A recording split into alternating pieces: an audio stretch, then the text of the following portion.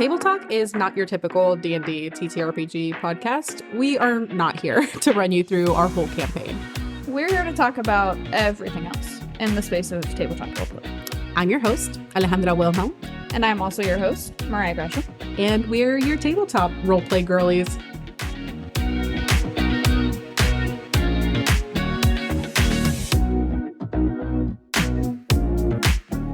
Alrighty, and we are live with another episode of Table Talk with your favorite Table Talk girlies. It's me, your host, Ale, and your other host, Mariah. Why I always sound to varying degrees like the Bluey dog, and then we'll never know. You really do. I do.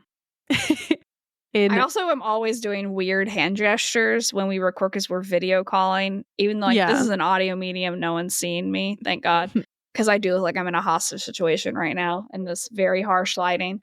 But you turned on the big light earlier, and, and I was like, I can't. What are you doing? I was like, I cannot deal with the body dysmorphia of staring at myself under the glare of the big light for an hour while we record. Under the unforgiving lighting. Yeah, because it's of over God. Yeah. Like, Jesus, no. Like, I have bones in my face. It casts too many shadows. Right?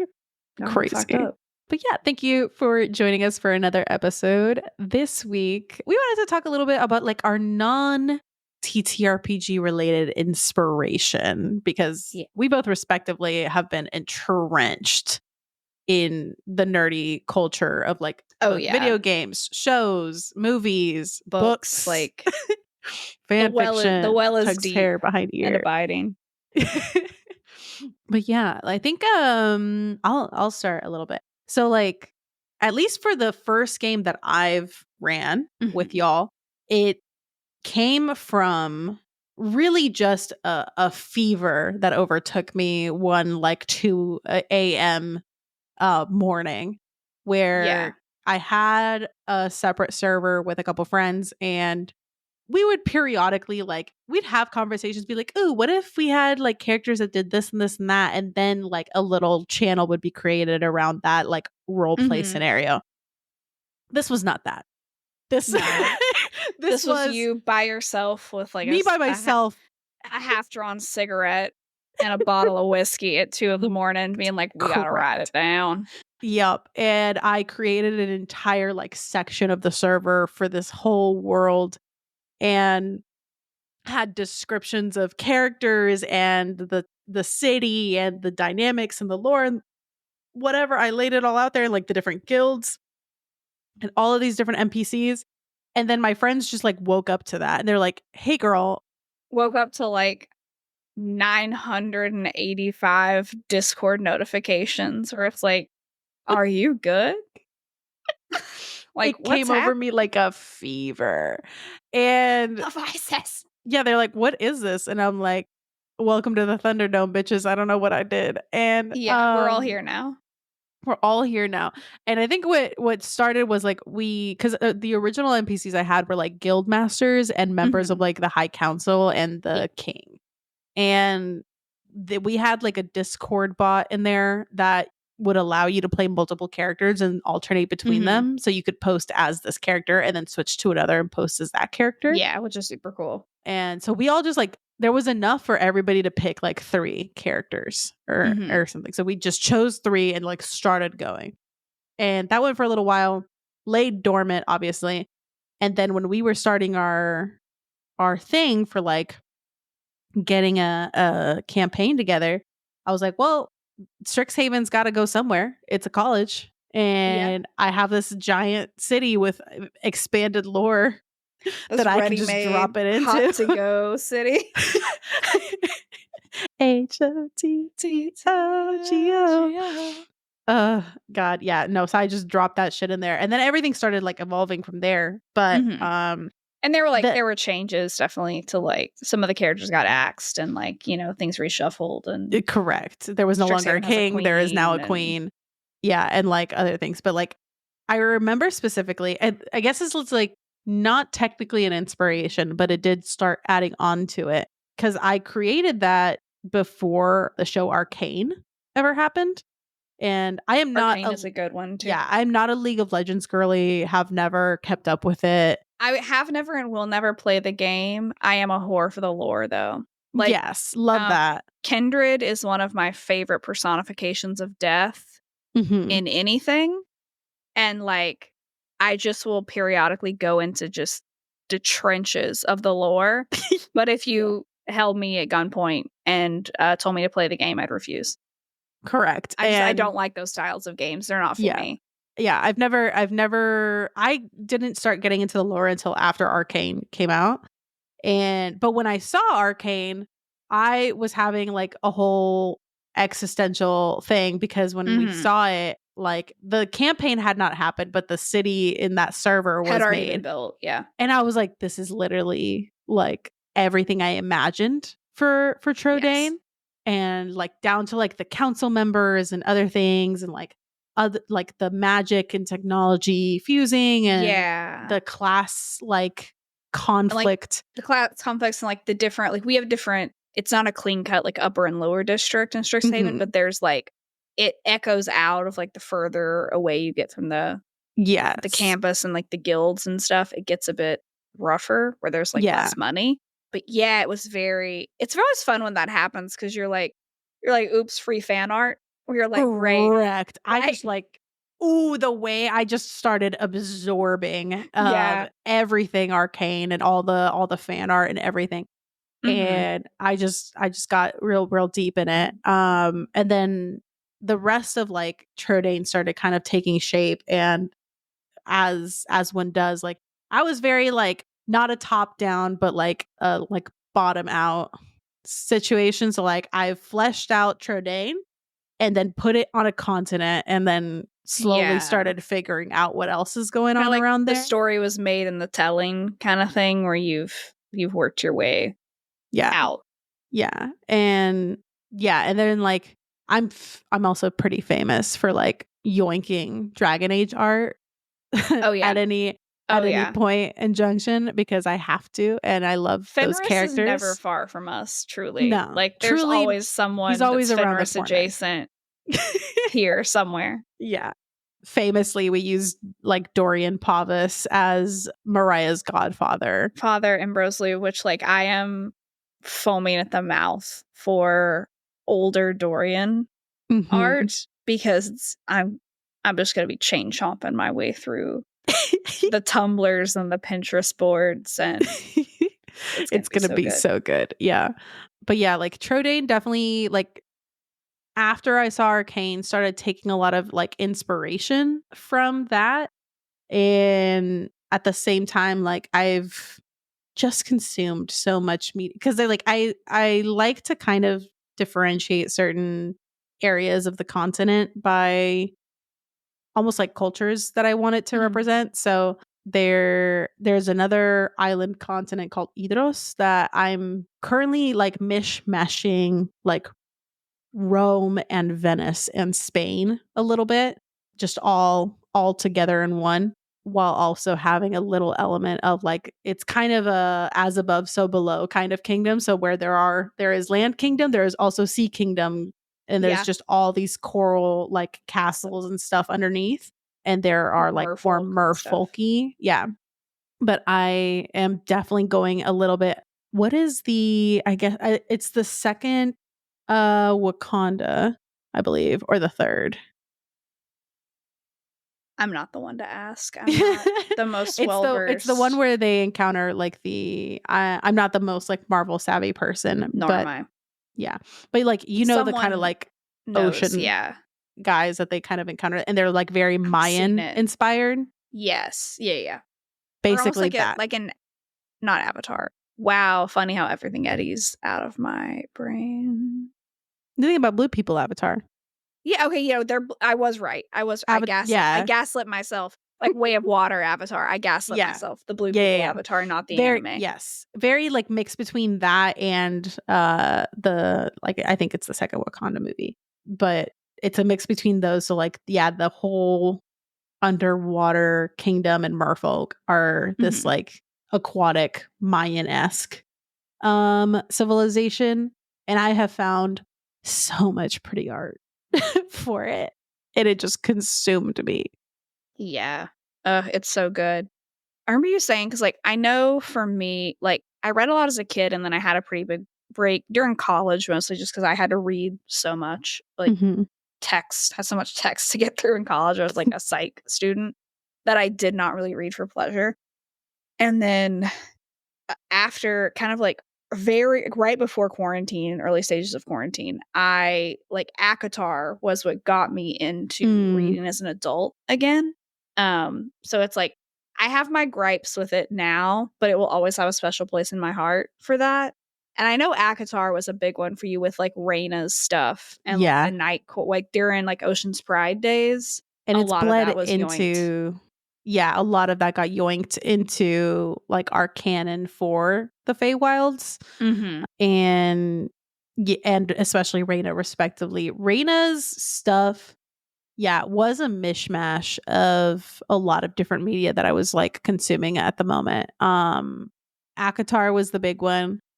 And I think I was also watching The Witcher at the time. Yeah, The Witcher's so good. Yeah. So there was a bit of that in there with like the boon of surprise or whatever. Child of surprise. The child of surprise, yeah.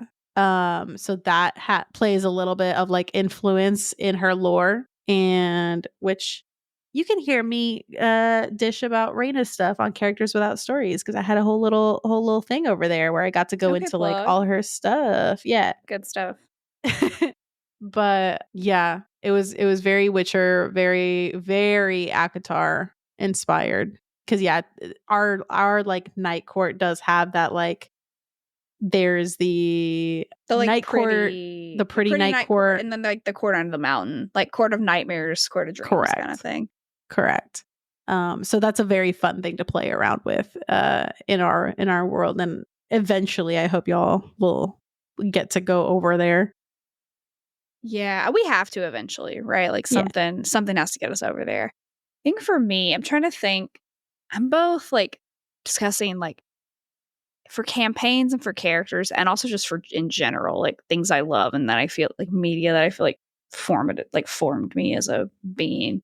Definitely for like some of like God, I feel like God of War was pretty foundational for me with like just how the beauty of that game, like Kratos' story, and also just like the concept of like gods being things that can be killed and like taking the place of like that was a big one. Probably a seed that was planted in my brain for like McCall's lore. And also like I've been reading like the Locked Tomb series. Like I just read Harrow the Ninth. So it's like I read Gideon the Ninth and was obsessed with it. And then I just finished Harrow the Ninth and I need to read the third one. I don't think the fourth one's out. But no spoilers because it's a wackadoodle of a story that everyone should read. But there is like a god figure that was once a mortal that became God. And like that was also really interesting to read because it's kind of like, oh, there's this like supreme deity who's like also just a fucking dude. Who's just like a dude. There making tea. And it's like, that's so weird and I love it. Other things, I feel like I love relational angst so much. And I probably was allowed to read a little too much of like Edgar Allan Poe growing up. Like I do feel like have you ever read Annabel Lee, like the poem Annabel Lee? Yeah. I read that and was changed as a person, and it is haunted. It haunted me. Flipped a switch with you. It haunts me still.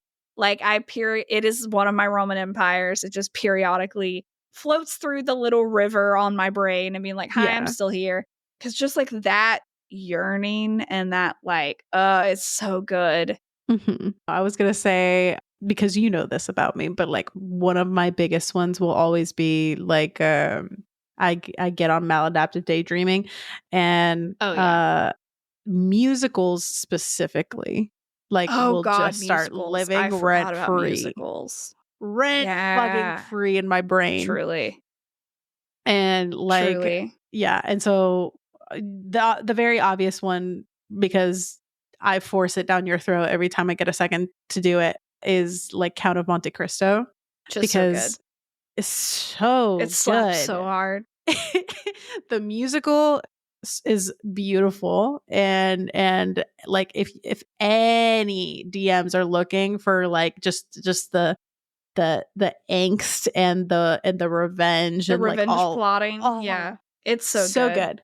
So good. And then I had the privilege of showing you the movie so that you could watch with me. That I felt like I learned I learned things about Strixhaven's plot that I'm like, I've drawn more firm conclusions now, and I'm just waiting to see them play out. Because it was very thing like, I made him in my own image. I made him in my own image. Moment.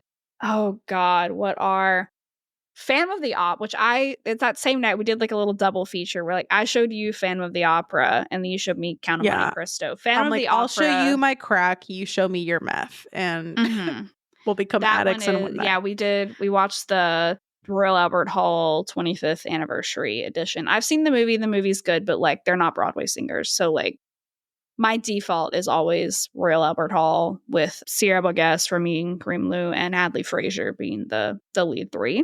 That was the first one I saw, and it ruined me for anyone else. Now, I also saw it on Broadway, and it was still amazing. But it's like, once you hear those three sing those roles, it's hard to, like, compare to anyone else. Like, that is definitely I feel like even as a kid, I was always, which is probably just says something about either my codependent tendencies or just like wanting to fix people, of like, I would always want to like reform the evil characters, or I would I watched Monsters Inc. and like the little lizard guy that had the teeth, like he was my favorite when I was a kid because I wanted to make him be good. And I did that with everything. Not Mariah being an I can fix him from birth. Truly. Truly. To a degree that to think about it is like staring into the abyss where you're like, wow, that's you're like, that's this war criminal. Isn't he perfect? Yeah, like that came with like the factory install, I feel. Like I don't know where that scene got planted. That was the default setting. Yeah, that was the ISO update. The iOS update that, yeah, I don't know. So like Phantom of the Opera is perfect for that. And like that is probably the deepest hyperfixation that I have ever went on was probably with Phantom, because I was on that one for like a good couple years where like I cycled through I was like an Eric stan, and then I like had I haven't read the original book, but I read another like revisionist book around that's very, very interesting. And also like spent way too much time researching how the musical was made and like reading everything that existed on Tumblr ever, which consuming was much all the content humanly in those possible. days. Like, yeah. And like I went to like a Raul Christine phase and I was like, Christine should have just married Meg. And then it's like I've come to this point where I'm like, I just love all of them so much. And I love that it's such like a broken and tragic story. And I love that they're all like that both Raul and the Phantom are kind of bad options. Like they're both controlling. They both try to like force Christine to fit a version of them that they want or to save or fix them or like I like unlikable characters. Which also another one for me, The Great Gatsby. Oh, yes. Because I remember like reading that in school and like my classmates being like, but I didn't like I don't like any of the characters. They all suck. And I'm over there just like, I know, isn't it great? Like they're all awful people. Like Daisy being like, I hope she's a beautiful fool. I'm like, I've ascended to the point. I was like, I love that you're a selfish cunt. This is great. Yeah, like, this is incredible. Yeah. I love that Gatsby just is like yearning and insane about it. And crazy. He's like, I'm going to build a big ass house in the new money part of town and host ragers during Prohibition so that maybe one day this woman will come into my house. Incredible. Yeah. Go off, King. I want this man obsessed, TM, or not at all. Yeah. That one's so good. I also just am obsessed with like good symbolism. Like as a kid who cut their teeth writing with like rhetorical criticism, like you can give a I can write a thesis on Gatsby. Like, there's everything you've ever wanted is in there. And like, there is just something to be said about putting your characters through intense emotional what distress. Do you mean? And seeing what shakes out of the other side. All my characters live happily ever after. I don't know what you're talking about. No, they do not. Crazy. The ones I love the most get put through the worst shit. And we just have to make like alternate universes where we have to just like copy paste them to a different multiverse, or like, okay, we'll traumatize these anew. Correct.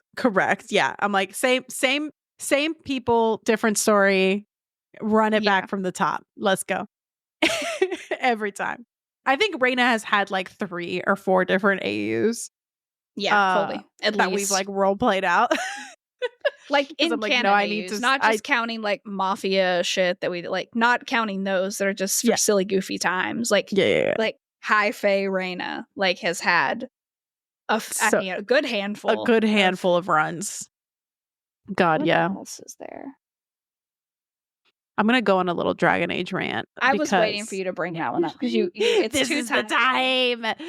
I'm like, we're off script. Everyone, mom told me I could talk about not TTRPG things, so I'm gonna talk about my hyperfixation. I have the books. I have 2 of the books on my desk right now that I need to read before the game. If the game doesn't come out, I know that I've not been foaming at the mouth for as long as you have, but I'm gonna be so mad if the game doesn't actually come out on Halloween after they told me it's gonna come out on Halloween. Yeah, I'm taking sick days and gonna go camp out at my boyfriend's while he watches me play because he's not gonna hear from me otherwise. That's fair. Yeah, that's like when the Erdtree DLC came out, and he was like, "That's gonna be me for a few days, Chief." Facts. But yeah, no, for me, Dragon Age is a huge influence, and like I've talked to y'all about like fixating on the idea of like just running y'all through the events of like Origins and 2 as a campaign. Yeah, you fully talked me through all of the available options that you can do in Origins and 2, and like what is like the quote implications of everything. Yeah, because you knew I wasn't going to play those games because the mechanics are not. I'm not going to have the patience to get. The story is so damn good, but I blame literally nobody for not being able to play them because it's so dated. It's an old game. It's the same way that like I can play Super Mario 64 and like Ocarina of Time and be like, I'm fine with this wonky camera. And other people are like, why are you doing this to yourself? And I'm like, because I grew up with it, right? Like every time I've had somebody that is like willing to play through one, I'm like, it is okay if you play it with cheats on and just kill all enemies every time you're in combat just to run through the story. See, I feel like I would do that. I would be down to do that. I just don't want to fight anything. I just want to have it be like a dating sim where I just experience I'm like, if you use cheats, it's just a telltale game at that point. You're just going from cutscene to cutscene. And that is fine because the story is what is good about it. But yeah, no, like the chokehold that game had on me, because like I started playing it when I was like 17 because I got it at No, I played it earlier than that. I thought I got it when I had my job at GameStop. I definitely got it before GameStop. I was probably like 13, 14 because I played it like through my freshman year. That frontal lobe was moldable. So moldable. she was soft and ready. God. And like, yeah, I became so fascinated by the element of choice and like the fact that even down to like the characters I chose or the gender, the like race, the class, all of that affected how people perceived you in the world and how they reacted to you and how easily some interactions would be and how hard some interactions would be. And I just got a bug in me that was like, I need to play through every possible ending so I know everything that could ever possibly happen in this game. So I made every possible combination of origin character, and in like a summer I got it down to where I could play the game, finish it in 2.5 days, and I would literally like finish end credits, start again like a mad woman. That was like me reading the Twilight series when I was waiting for the last book to come out in middle school, where it's like I would just finish Eclipse and then I would start it anew. Yeah, like my parents only saw me when I would come down for food once a day. Yeah. Like that was it. That was my existence for a summer. And I went through fucking everything, became obsessed with it, and then played 2, did the same thing. Except that one you can't really choose, but like I became obsessed with like romancing all the different characters and like finding all the stuff. Yeah. And Inquisition was right at the end of like my high school years. Mm-hmm.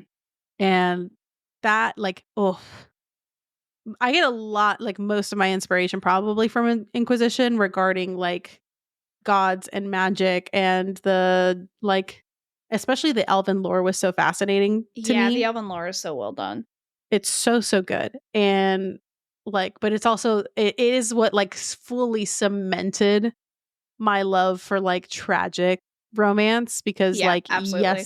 yes, I romance the egg. Yes, it's canon. Solavellin. Solavellin until I fucking die because I like the pain. Judge me. And yeah.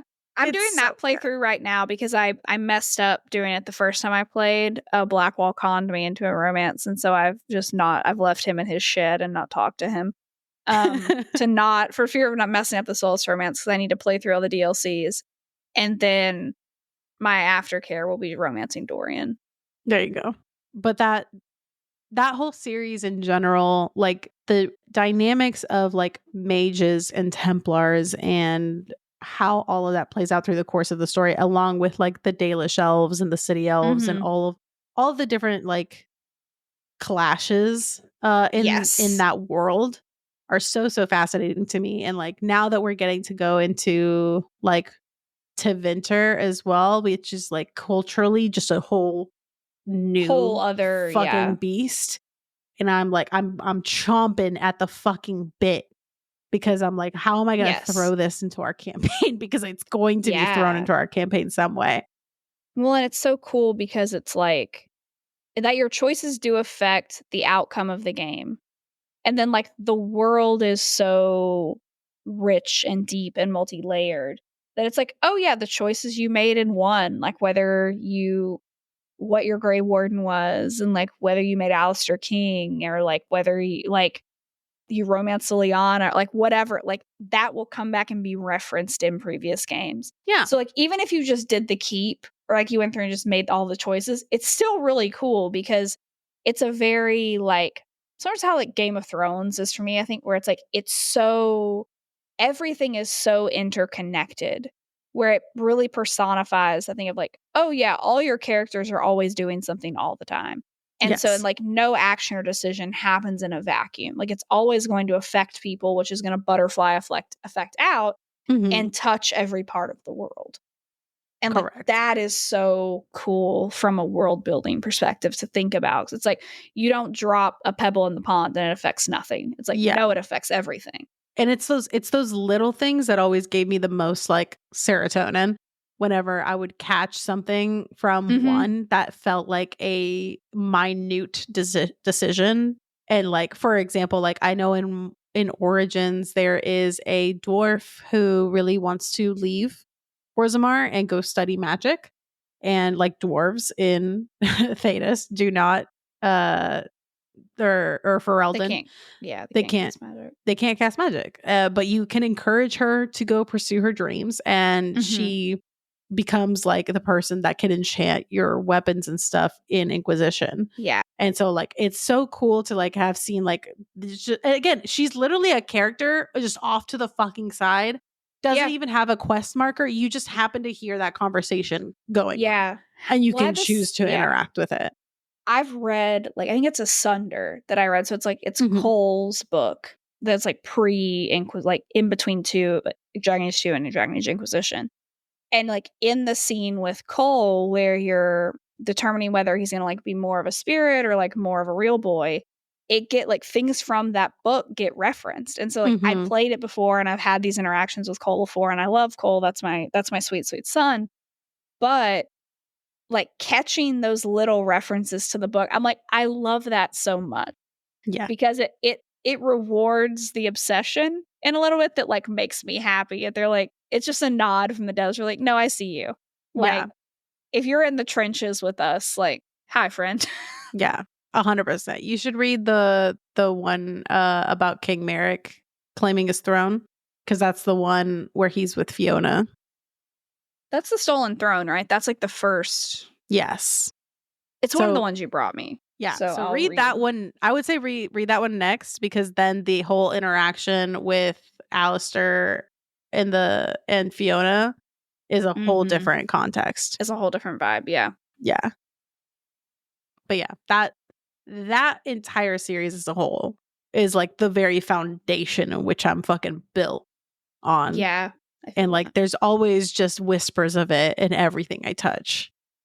And it's my baby. It's very good, like classical high fantasy that is complicated, and like it's a good element of like sometimes in fantasy, like magic can become too much of a fix-all, or like too much of like a, you know, just a fix-all. That's the best word I have for it right now, unfortunately.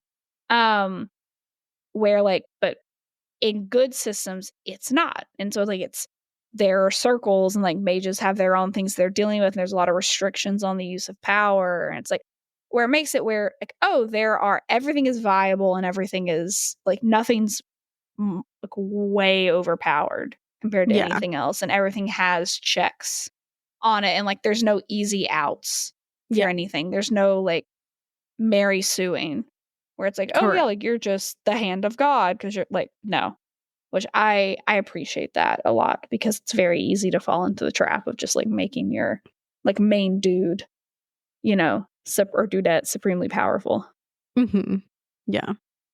That, and like, I mean, the very classic, like my entire introduction into fantasy was The Hobbit. That was like the first fantasy book I ever read. And so that's just a staple and a classic that gets like it's quite literally etched into my skin. Truly, yeah. That's another that's never far. It always there's always a base of Tolkien, I feel like, in everything. I mean, he founded the genre pretty much. Yeah. What about VTM? What are you like getting the most inspiration from for VTM? VTM is interesting. I feel like in some ways with VTM, I use elements of things like House of the Dragon or Game of Thrones or things like that, where they're like these ruling factions that are ruling for power. And like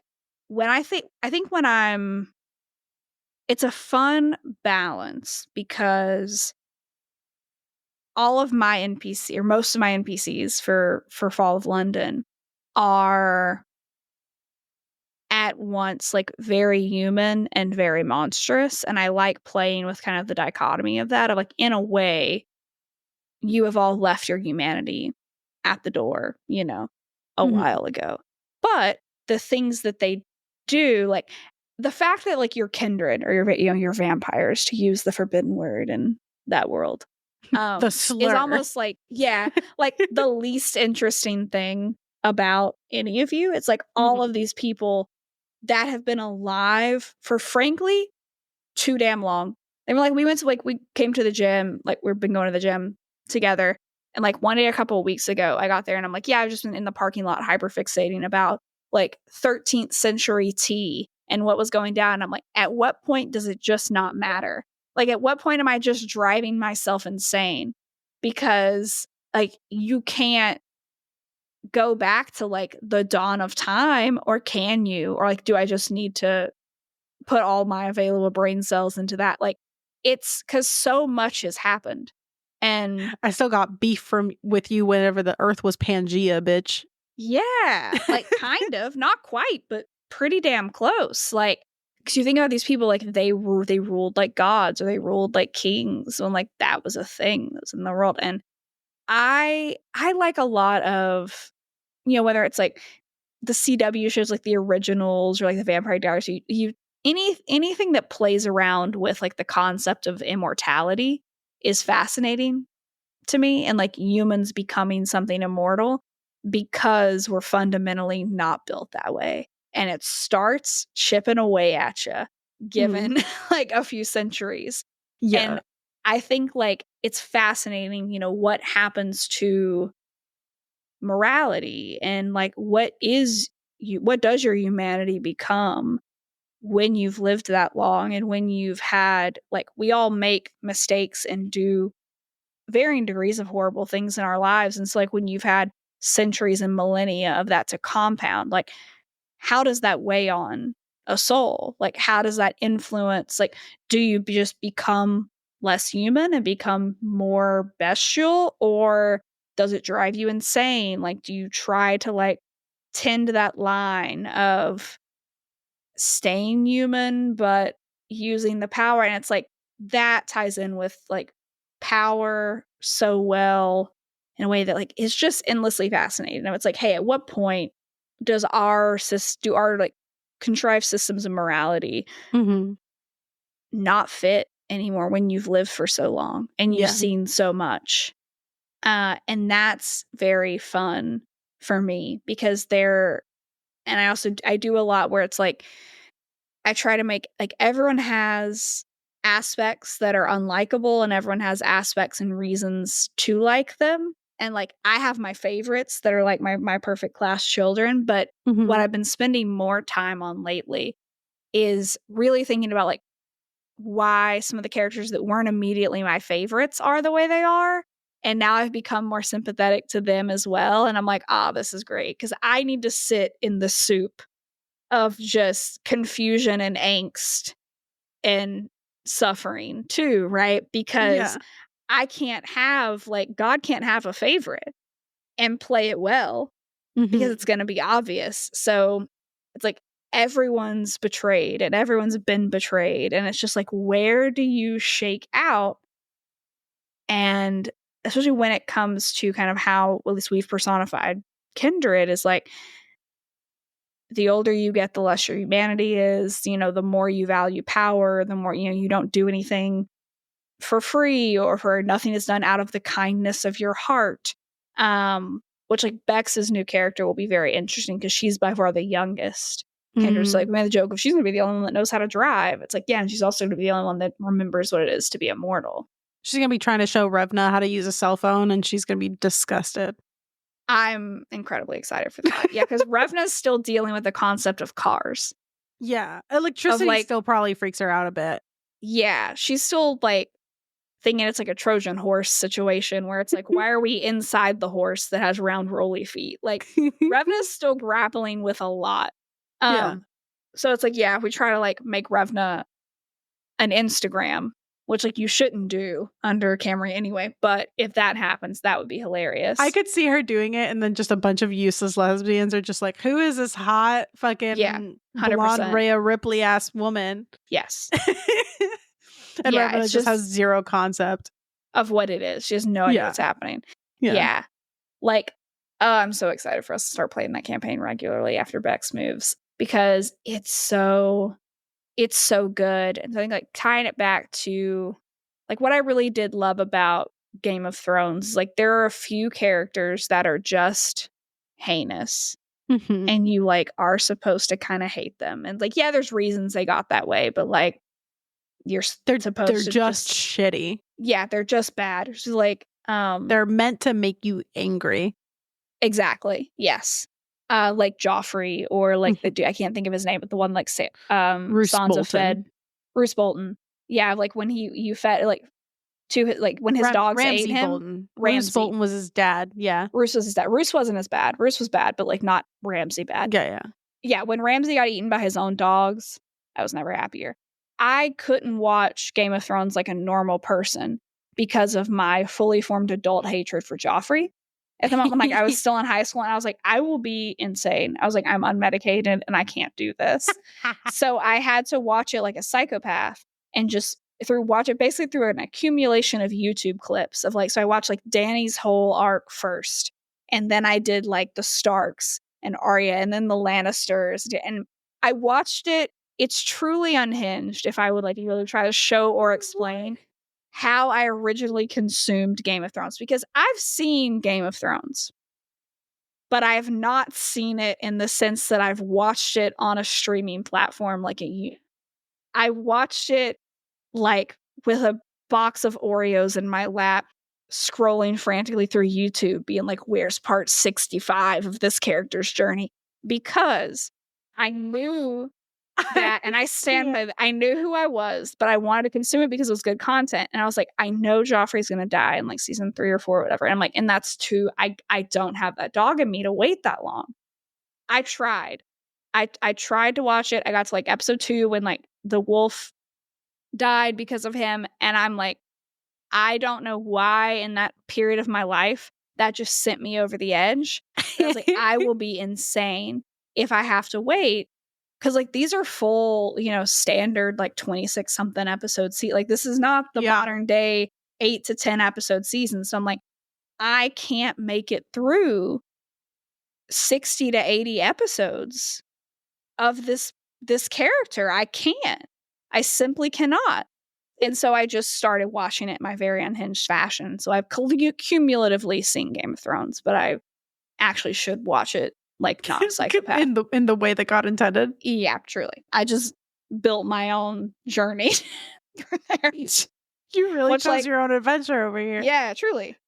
Which I did it just because I didn't want to have to sit through. I needed to choose when I could handle Joffrey. When I had like brain space. You needed to be doled Joffrey in increments. Yeah, exactly. Got it. Okay. I knew what I was doing, and I found when there's a will, there's a way, and I found it. And shout out to the people that made those compilation videos on YouTube back in whenever that was that I was watching that. I have no sense of time in my memory. But Game of Thrones is a big one for me because it's also a big one for me too. It's just so interesting. When you're doing intrigue and politics and betrayal and all of that, like it's really just such a great one to like watch people lay out a plan in season 1 to not have it come to fruition till like season 8. Yeah. like and just watching that slow burn of like them making moves and maneuvers subtly throughout the course of years. Yeah, like Olenna Tyrell killing Joffrey and then telling Jaime to be like, tell Cersei, I want her to know it was me. After downing the poison, I'm like, good I was like, she's you. Just like me for real. I support women's wrongs.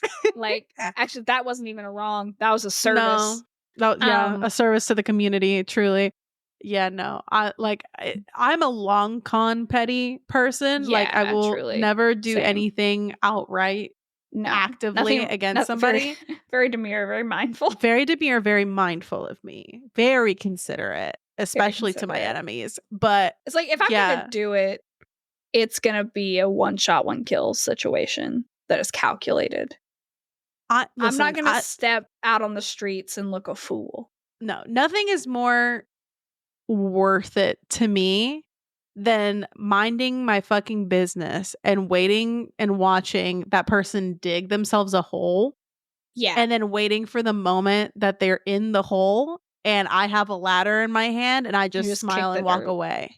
Yeah. Yes. Like I will wait for years, bitch, for that moment. Like patiently. The healed part of me now knows it's like people will dig their own grave and you can just watch that. I don't have to do any legwork. They will do it for me. But yeah, when I used to be out here in the streets causing a ruckus. A demon of the night.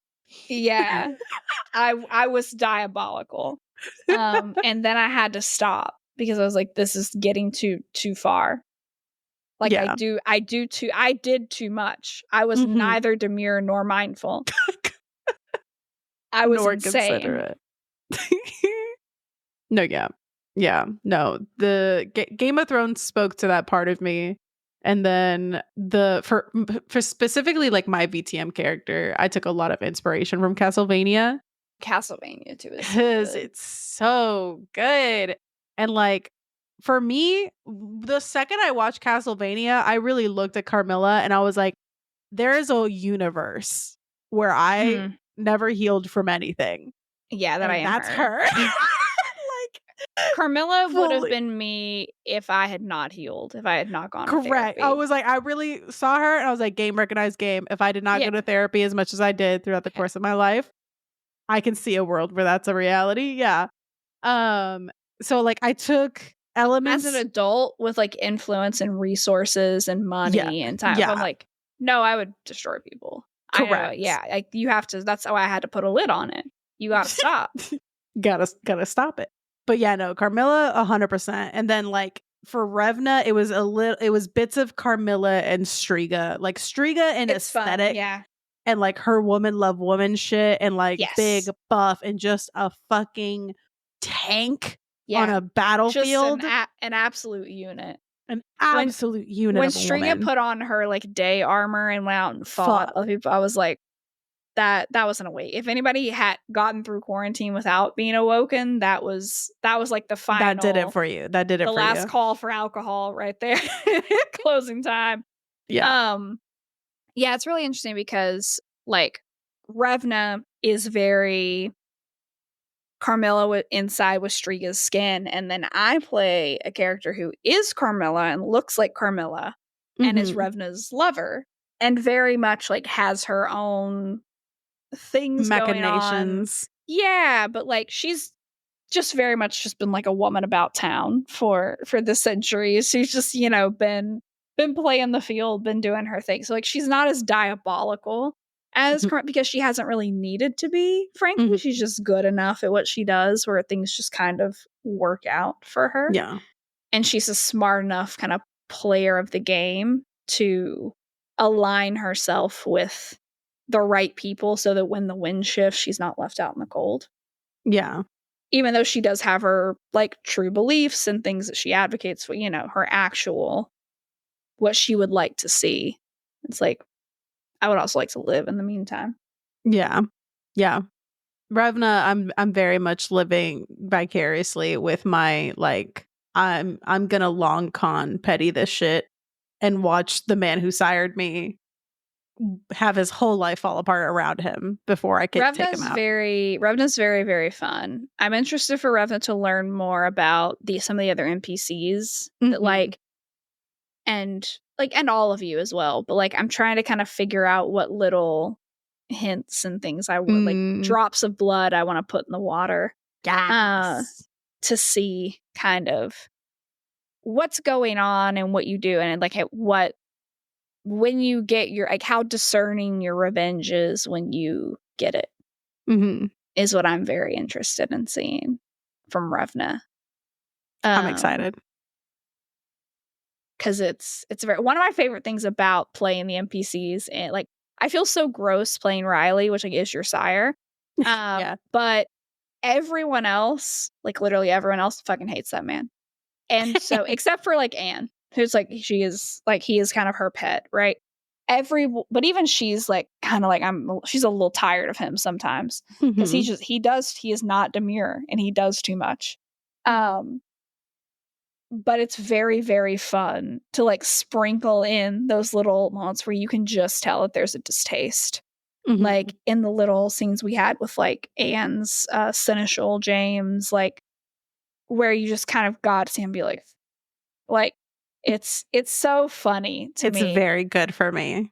And it's also just it helps you kind of shake off the of a little bit to inhabit him. Yeah. Well, it's looking like we're coming up on time, but thank you so much for joining us. I hope you like this little rant about all the inspo. And we will see y'all next time. Bye. Bye. Table Talk is a podcast brought to you by Mythos Media Productions, bringing you a new episode every Wednesday, wherever you get your podcasts.